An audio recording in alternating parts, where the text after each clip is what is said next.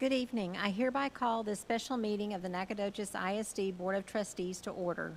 Let the record show that a quorum is present and notice of this meeting was posted as required by the Texas Open Meetings Act. Board member Dr. Groman and Reverend Irvin are unable to attend tonight's meeting. Thank you for joining us. We are now at the public comment portion of the meeting. We did not receive any requests to address the board today. Instructions and procedures for those wishing to address the board during public comment are included in the posted meeting notice and are available on the district's website pursuant to board policy. Okay. The board will now convene into executive closed session pursuant to the following provisions of the Texas Open Meetings Act. Texas Government Code Sections 551.074 and 551.129.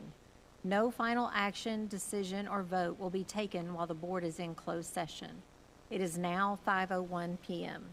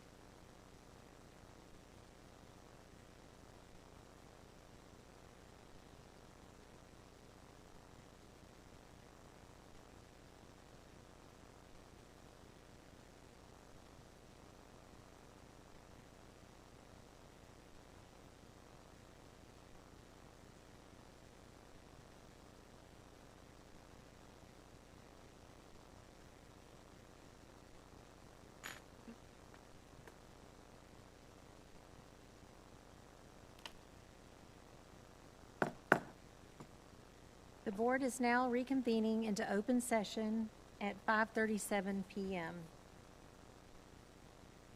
Okay. And we will now move into the discussion and action portion of our agenda. There was no action resulting from executive closed session regarding professional personnel. And so now we'll move into our workshop portion of the agenda. And item A, first we will have the budget development workshop for the 26-27 school year by Mr. Bennett. In a different spot today. I wanted to keep you on your toes, board. President Winslow, Board of Trustees, Superintendent Burton. I am excited to be here today. I don't have a presentation this time as we are digging straight into the numbers this time. I provided all three budgets that the board will approve, the general fund, debt service, and student nutrition. Before I start on the budget, I really meant to do this last budget workshop, but I got kind of caught up on how fun all the finance stuff is, so I got carried away. But I'd like to kind of take a moment to recognize a couple of people that y'all may not know. My team in the business office and PEMS department. I really couldn't do all of this without them. Their dedication, professionalism, and their willingness to accommodate what the district needs is really important and essential. And not a lot of people see them. Checks, payroll, PEMS, student information data.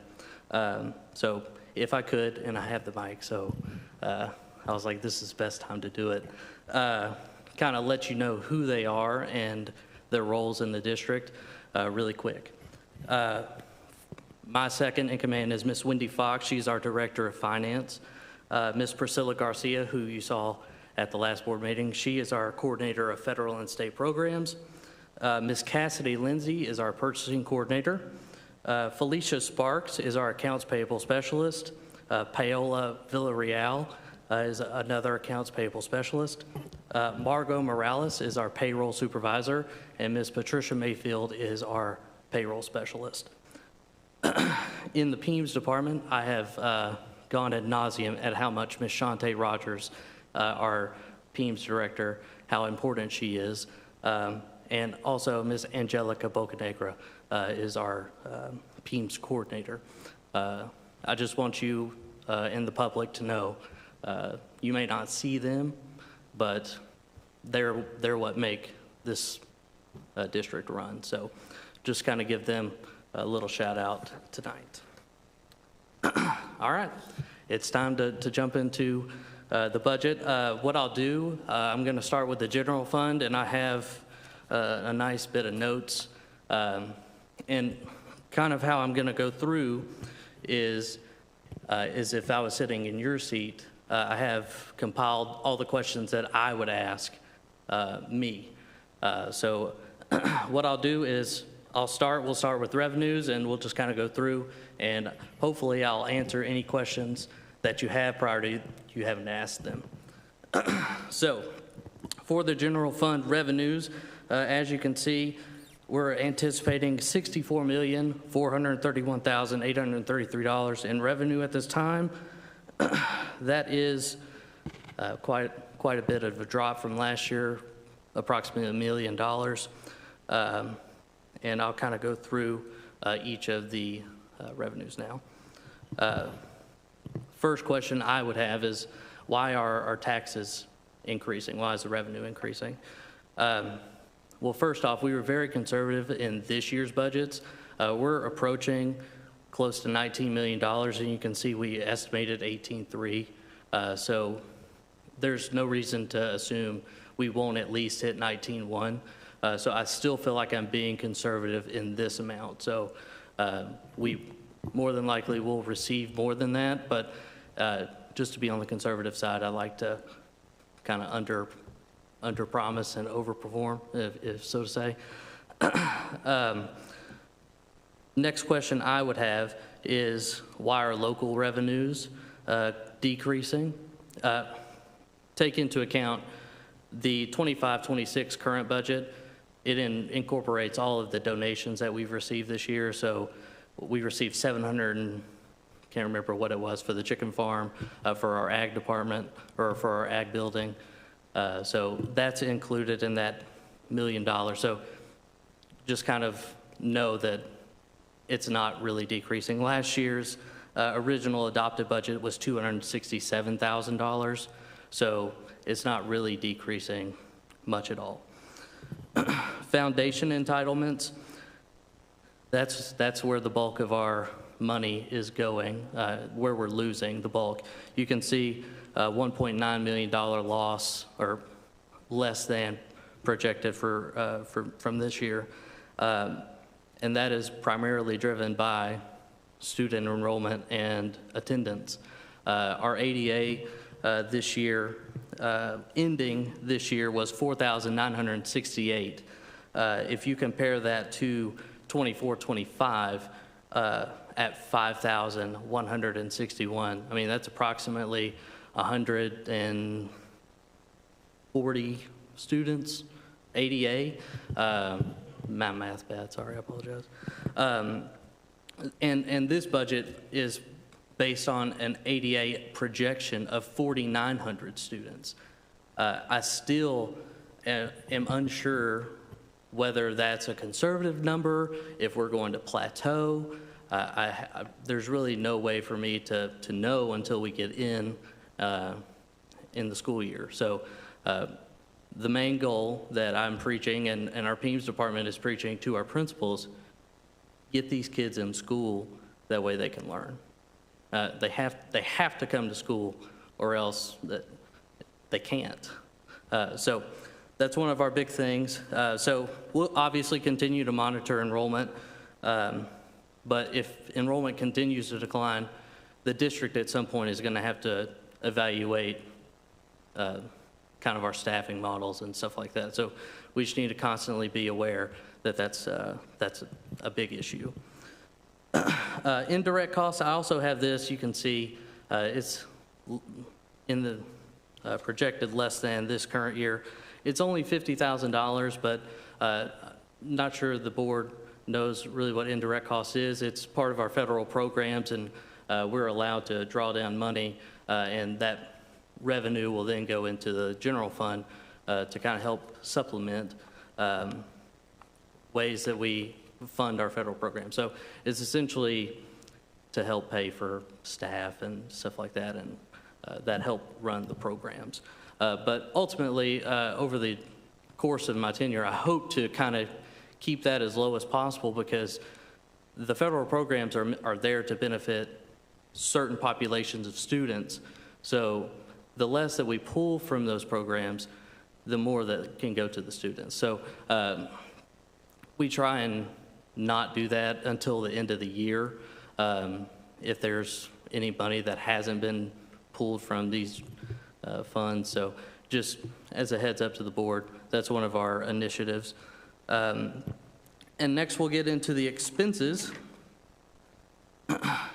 And obviously the biggest expense in the general fund is going to be our payroll. This budget is built on a 2% increase, general increase, with teachers getting a regular step. We did not really mess with the pay scales very much this year.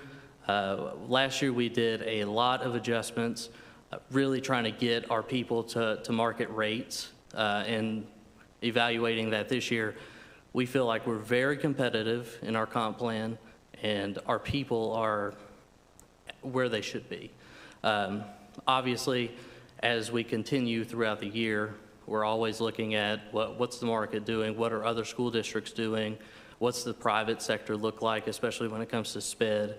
A lot of our SPED department we're directly competing with OT, PT, occupational therapy in the private sector, or do we just contract those out? So those are questions that we have with Ms. Kayla, and kind of determine what is the best path forward. Do we continue to try and find these hard to fill positions, or do we contract it out? So constantly looking at things like that. Also, another big point that we're hitting, and we started this year, is overtime. We pay quite a bit of money towards overtime every year, and extra duty as well. We have so many extracurricular events. It's almost impossible to get away from paying custodians overtime and everything like that. But we look at everybody's time and try and limit the amount that we have to do, because time and a half at whatever rate is, it can add up very quickly. So just a thought for the board, just to know we are looking at that. As far as payroll goes, continuing on that, we do have some vacancies built into this. We have vacancies all the time, especially in our auxiliary departments come and go, and it's very difficult to get it in a point in time, real-time data, what exactly vacancies there are. So there are, I would say, $1 million to $2 million worth of vacancies just in this budget. So we have some flexibility. I don't want y'all to see the bottom line and say, oh my gosh, we're tanking down the drain. We're not. There's quite a bit of cushion put into this budget, just so you know. Capital, also, one of the bigger line items is going to be our capital outlay. I kind of touched on this last time.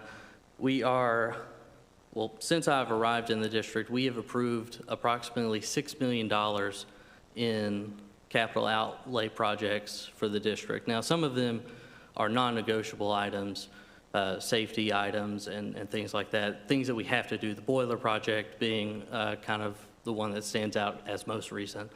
But just as we keep going forward, I know that we have a facility committee coming on board and things like that. I feel like that will really benefit the district and really get our priorities straight on, one, when we do these projects, and two, how we can pay for them. There are other avenues of having to, paying for projects rather than pulling from general fund, but a lot of that requires planning, timing, all of that is essential to making sure we're going the right direction. So I don't have anything else. As it currently stands, we're projecting approximately $3.3 million, just south of that, in budget carryover, so projects that we've already started. The total capital outlay is 3.6.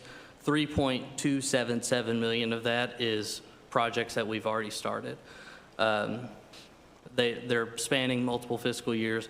These projects are, with construction now, the wait times, the lead times for everything, it's just the world we live in now. So keeping track of these projects year to year, we're trying to make sure that we're able to do that. The big ones that we just started, the ag farm and the boiler projects, they encompass the bulk of the 3.2 million. Some of the other ones that we still have outstanding, some of the other projects, we have the guard shacks, softball restrooms that the board approved. I want to say it was early this year. And then we're finishing up on the warehouse, the billing and stuff for that. We still have some encumbrances there. And ramp plaster and paint at TJR to fix the loading dock in the back. I'm pretty sure those projects are finished, but it's the billing part, getting that all finished. While all this may seem bad, I think the final deficit that's on this budget is, I believe, just south of 7 million. 3 million of that being 3.2 million, or however much, $3.2 million being in capital outlay. So you're looking at in all actuality, a $3 million deficit. It's not really that bad considering our fund balance. Obviously, we do not want to continue to carry this forward. So this is a very short-term okay from me. We did get dinged well, I say dinged, but our auditors did tell us 2 years ago that we need to cut down on our fund balance that we're carrying forward. So I'm okay with this, but my kind of heart palpitation moment starts when we get to 30 million in fund balance. That's kind of in my brain, okay, we need to evaluate what we're doing. Balance? What is the current fund? 36 million was, 36 right it now? was 36 million as of the last audit. Okay. Yes, ma'am. And I did not bring what I project for the end of this year. I would put it somewhere in the 34s, 35, somewhere in there. I don't think we'll lose that much, but just a thought for the board. So we've got the 3 million deficit, but you're saying we also have a million or so in vacant positions? Yes, ma'am. Okay, so, okay. So whenever I first got here, I always wondered how you guys, I say you guys because I wasn't here then, how we added to fund balance so much all the time. And a lot of it had to do with building in vacancies and stuff like that. And a lot of it has to do with payroll. So as we keep going, working with HR, we're really evaluating our position control and what that looks like to get a more accurate representation of how many people we have and how many positions and what those positions look like. It's quite a project. I wish that you all could see it. There's roughly 1,100 employees in the district. Of those 1,100 employees, I think positions, I think there were 6,000 different positions in our database. Some of them used, some of them not used. So the cleanup of that has been a project in itself, and we've been working with HR, working to try and clean that up and really consolidate those positions to BQJ general ed teacher, or and that way we can get an idea of the authorized FTEs versus the occupied and what those actual vacancies look like. So when we talk about, FTEs and how many and all that stuff, and how many we want to budget for, what are our student enrollment projections, well, we need to adjust our FTEs. That it all combines into a lot of work. So yes, we do have quite a few vacancies budgeted, and I feel confident that we will not hit the anticipated deficit here. Well, position control is where I was going to go next with my question. So you answered that. As far as the overtime, do you know that if you have enough hours of overtime where you could justify the positions and then have shift work or whatever, when you work those events? That's such a hard question because we do have custodians on staff that go to these events that are scheduled to be there, but I mean they also work full time. So we don't have part-time custodians. We have discussed that as an option. Should we have part-time custodians on staff that go to these events only? But then you get into it's such a weird. It's a weird thing because you got people. You have people that are good at working and that want to work, so you don't want to limit them to going and earning money.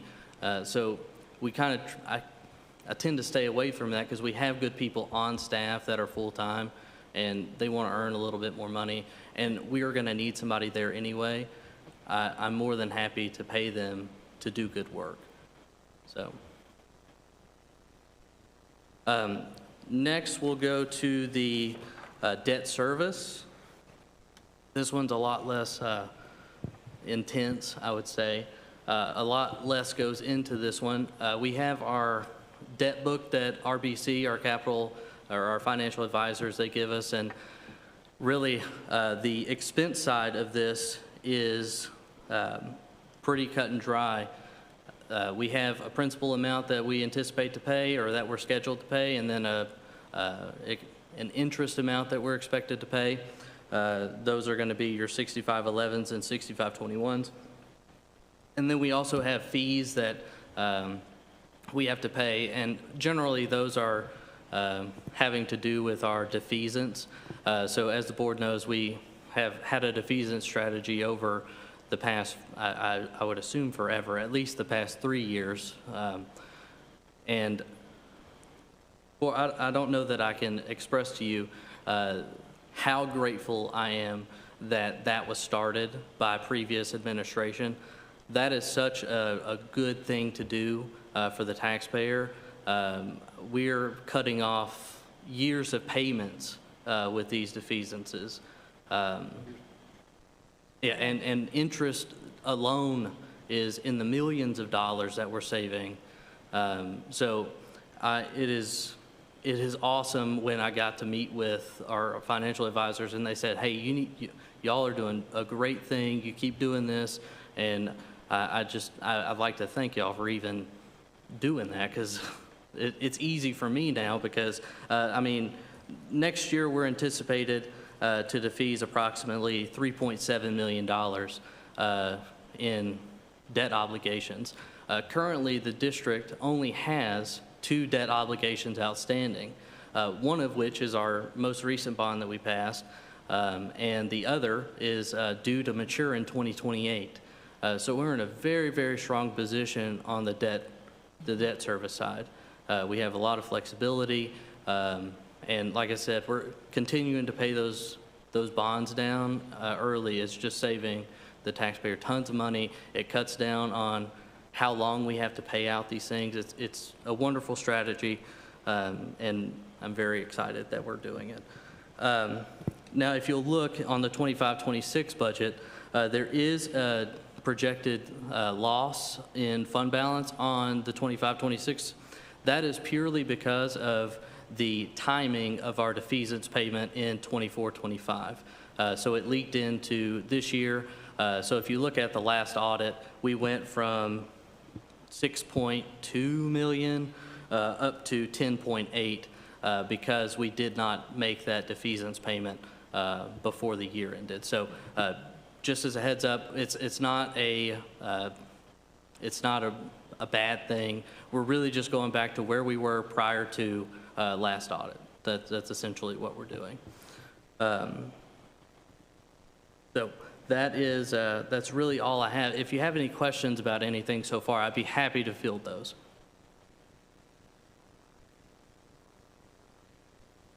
Okay. If not, we'll head on to the student nutrition. This one is a bit, I say difficult, but it's really not. So for the local revenues, school meals, you think a la carte purchases, snack bars, stuff like that, prepaid meals, all those kinds of things.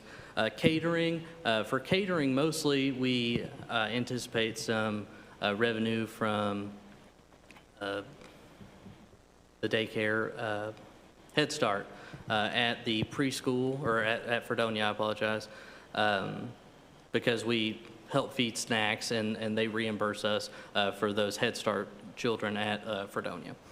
And other, really the other is like a Coke machine and just little things like that. The matching funds, those are entirely dependent on the amount of student meals that we give, I guess make, serve is the word, I apologize. Again, if you go down to the federal, these revenue numbers are entirely dependent on the amount of lunch meals, breakfast meals. Commodities is its own little world. Fun thing with commodities, it's almost like TRS on behalf. There's a corresponding expense with this revenue here, so it kind of cancels out each other. And then fresh fruits and vegetables is on here, and you can see we're not getting any money from that. That is a grant that we did not get, it's fresh fruit and vegetables grant, and we did not get that for next year. Salaries and benefits, again, 2% across the board. There's no step here. And then working with Ms. Lori Stamper, our food service director, child nutrition director. She has seen a need for us to purchase ovens, heaters, serving lines, and we've worked together and tried to kind of build out replacing those things in a timely fashion. So not buying them all at once. There's quite a few. We have a bunch of operating kitchens, so that's a thing in itself, because when you have kitchens, you then have employees that have to run those kitchens. So and then you have equipment that has to be replaced. And so when you look at schools, yeah, a lot of people just look at the kids. You got to look at libraries, kitchens, and all the stuff. But I have budgeted $130,000 in capital outlay for her to purchase some new ovens or serving lines or whatever she deems most important at the time or for next year to give her some ability to replace some old equipment. So you can see we're anticipating a loss in the student nutrition fund. I do want you to know that this is a good thing. I know it doesn't look like it on paper, but it is. We just went through an audit essentially for the child nutrition fund, and they borderline dinged us for having what they call excessive fund balance. So I think it's going from, I don't want to misspeak, I think it's going from 6 months to 3 months, and I've asked Ms. Stamper if she's comfortable with a 3-month operating fund balance, and if you know her, oh yes, I would be elated with that. So if you look, 3 months of operating for our child nutrition fund, essentially take the expenditures divided by 12 times 3. It's right at, it's 1.4 million. So if you look, ending balance of 26-27, if all goes exactly as it is on paper, which we know it never does, we'll be just under the 3 months operating. So I feel comfortable with this. Ms. Stamper feels comfortable with this. But as always, we are always looking to make sure that we can afford the future. So I know that we're only talking about 1 year here, but once you give raises and once you give these things, we have to project them out into the future. So that is my presentation for the funds, the budgets. I'm happy to answer any questions. It's not a question. I just want to ask. In the past, when we were purchasing for food service, we would combine with another regions. Are we still purchasing from another regions as well? We do have our co-ops that are purchasing co-ops for, yes, we do those, I believe, for food, but as far as equipment and things go, they have certain procedures that they're required to do for, say, small purchase versus, I forget what the other terminology is, but they have specific things that they're required to do by TDA standards, or, yeah, TDA, Texas Department of Agriculture. Mostly it was products. Yes, sir. Yeah. Okay. Thank you.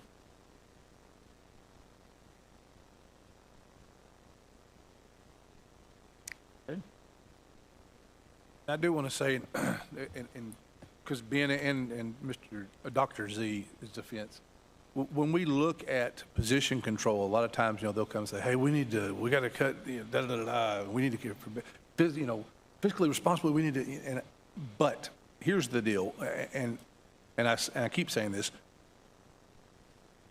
I want to cut, and be responsible at the same time, but campus positions, if we're going to cut somewhere, I would try to avoid cutting campus positions, because that's right now where we have our largest need for people.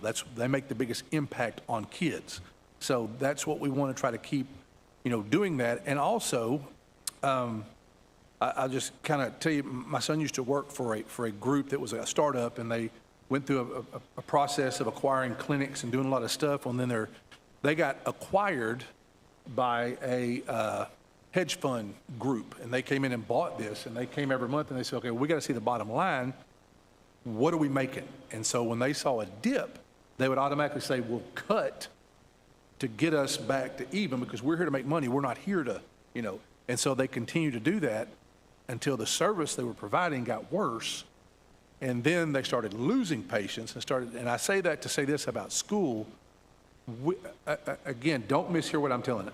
We have to be fiscally responsible. We have to be sure that we don't put ourselves in a position to where we can't afford to operate. But we also have to continue to invest in the quality of services that we offer on our campuses so that it's a numbers game, folks. And when you start losing students like we have, if we do worse by cutting positions, we're not going to gain kids. We're not going to increase revenue. So what we have to do in a fiscally responsible way is try to get the biggest bang for our buck in what we have, but make a run at generating revenue, which is generating students to our district, and that will take care of the rest of this. So yes, there is a time where we'll get to a point to where it says, yeah, but we that alligator's opening up. We got too many people. We need to cut. We will. But I'm telling you, that revenue cycle will do less damage than your credibility and ability to provide good services on your campuses and those students with a good education. The high school, even if you look at the things that are going on there, and we discussed counselors, and I just said, no, we're not doing that right now. I understand the problem. I know we need to make some cuts. I said, but look at the amount of money that they're putting in our kids' hands, and that's a draw for Nacogdoches. Coach Foss had mentioned before. So we have to be careful when we're cutting that we're not cutting into the quality that we can provide. But at the same time, you have to be honest and say, okay, we've gave it a run. Now we're going to have to make some tough decisions. So, that's all part of the game. But and I will tell you this always, I'm a firm believer in you invest in your folks, you expect from them, but you keep money on those campuses when at all possible. You just cannot take away there. Okay, sorry, off the soapbox. Anybody else? Ms. Ann? Okay. All right, next we will have the compensation plan development workshop for 26-27 school year. And are you Dr. Z? Yeah, I'm Dr. Z today. Okay. Hey, howdy first. Howdy. Howdy. He is on a vacation, the first vacation he's ever had with his child, so we're going to give him a bit of leeway today. He has earned it, and he deserves it. So we're going to, I guess, talk about the comp plan. I believe you have a draft in front of you.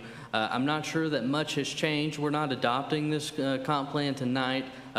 We anticipate some changes between now and the June board meeting, so I'm not sure that there has much been changed, but my message is always just we're constantly evaluating market trends, and I've kind of already touched on that a little bit in my spiel, seeing as Dr. Z and I do work kind of hand in hand when it comes to compensation and the budget. So if you have any questions, I will do my best to field those as well I can, but I have been known to miss a ground ball or two, so.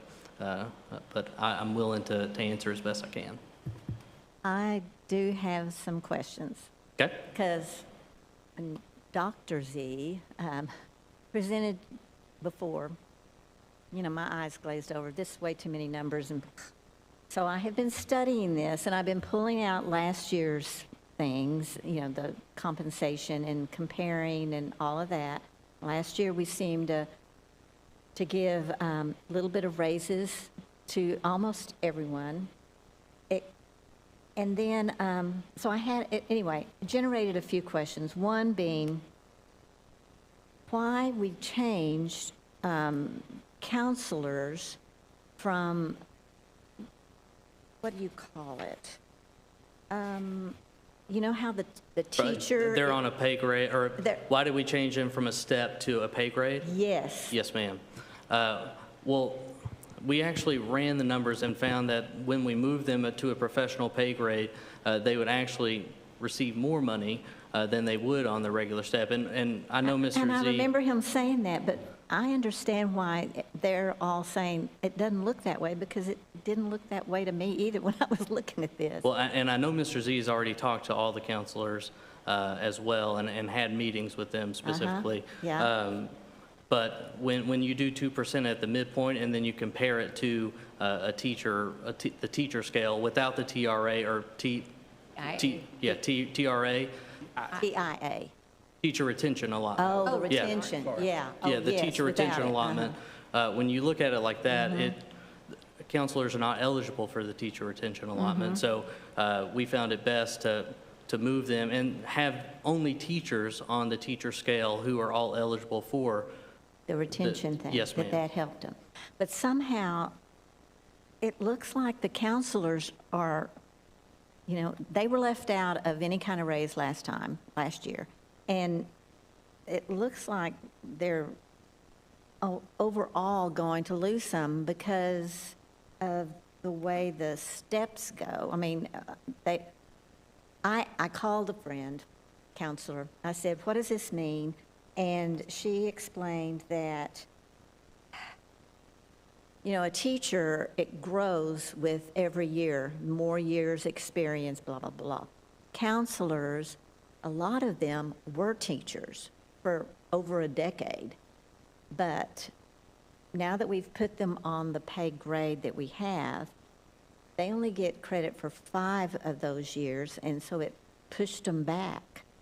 No, ma'am. Any counselor that was here prior, what my understanding is, we essentially took their pay rate that they were making this year and added the 2% off of the midpoint to their salary. Nobody's getting a cut. Oh, that would be that. There would be anarchy for that. And that's what I'm hearing. Anyway, so we maybe need to revisit that and re-communicate to the counselors because they felt like it was not good for them. And the response was, you like it or leave. And I've been told that, there's an opening at Central Heights, there's 4 openings in Lufkin, and this is like, here is my past coming out. Being a classroom teacher, it's always us and them, And I was feeling that from who I was visiting with. You don't feel appreciated when you feel like you're being cheated in compensation and stuff. And it was not communicated well because they're not happy. So Okay, revisit that. We will. Yes, ma'am. The counselors are being treated more like campus administrators is what I'm understanding, rather than a classroom teacher. So Yeah. I can understand the purpose in that. So I guess maybe a different conversation. But I mean, I understand it, and I can see the numbers, and I know I didn't see anybody, taking a hit on it, but it just may not have been communicated well. You Yeah, weren't there, and were you? I didn't. No, ma'am, I wasn't at that And meeting. even when I was looking at, I didn't either, but that's the impression they're getting. Anyway, Understood. Yes, ma'am. that's it. Oh, that and the fact that we seem to be, as usual, always below what other people pay. And that's, a lot of our teachers have left because they'll get paid in these little schools more than us. But I know we're doing all we can. And a lot of, some of that has to do with the TRA at these lower schools. So us being higher enrollment, I believe is based off enrollment. They offer, I think we're at 2,500 and 5,000. They offer 4,000 and 8,000 for those experience points. So yes, they may leave. I'm not sure that smaller schools can compete with our base. But I mean, you add another $1,500, $2,000, $3,000 on a TRA. There's not, the It state's just seems trying to be the same, yeah. The state is trying to get teachers to those small schools, which is essentially why they made the differentiation. Gotcha. sometimes in the bigger cities, they probably do more. However, the cost of living is more expensive. It all washes out in the end, I know. And we're in such a unique situation because we're not a large city, but we have a lot of small schools around us. Yes. And so cost of living, you can pretty much live where you want. And then, and Mr. Evelyn's right, they did this, the legislators did, in order to make it fair for rural schools. Well, I don't look at size as much as I do location. We're as rural as Yeah. everybody else Yeah, we are. around. But for them to get twice the amount is kind of silly. But that just makes, we have to figure out how to paddle that, I guess.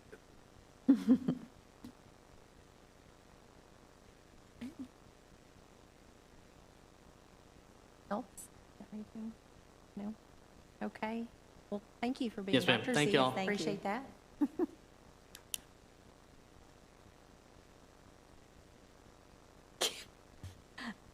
Okay, the board will now convene into an executive closed session pursuant to Texas Government Code Sections 551.0821 and 551.074 to conduct a Level 3 parent grievance hearing. Sections 551.0821 permits the board to deliberate regarding personally identifiable information about a public school student, and Section 551.074 permits the board to deliberate regarding personnel matters and complaints against employees. The time is now 6:19 PM, and we will reconvene in open session upon the conclusion of hearing and deliberations.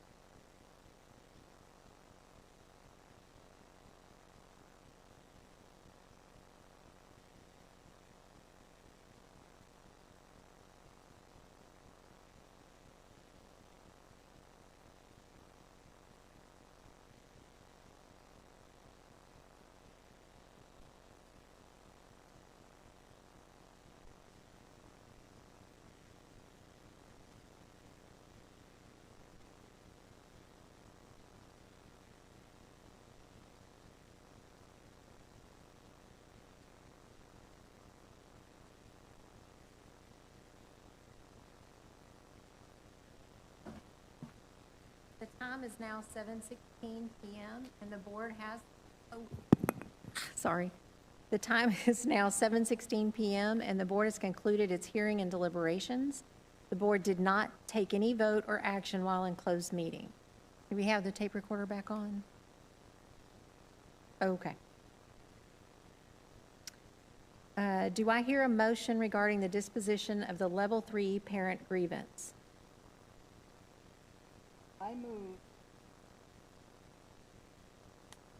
I move that the Nacogdoches ISD Board of Trustees modify the Level 2 decision of the Deputy Superintendent as follows. We are going to overturn the Level 2 decision. We are going to grant relief for requested remedies number 1 and number 2. We will deny requested remedy for number 3. I have a second. I second that. All in favor, I will ask for you to vote with your name. Farshid Niroman, yes. Leah Beth Abt, yes. Brady, yes. Damon Jackson, yes. And Mindy Winslow, yes. None are opposed. And the motion passes. The Level 3 grievance proceeding before the Board of Trustees is now concluded. If there is no further business, this meeting is adjourned, and the time is 7:17. Where's that?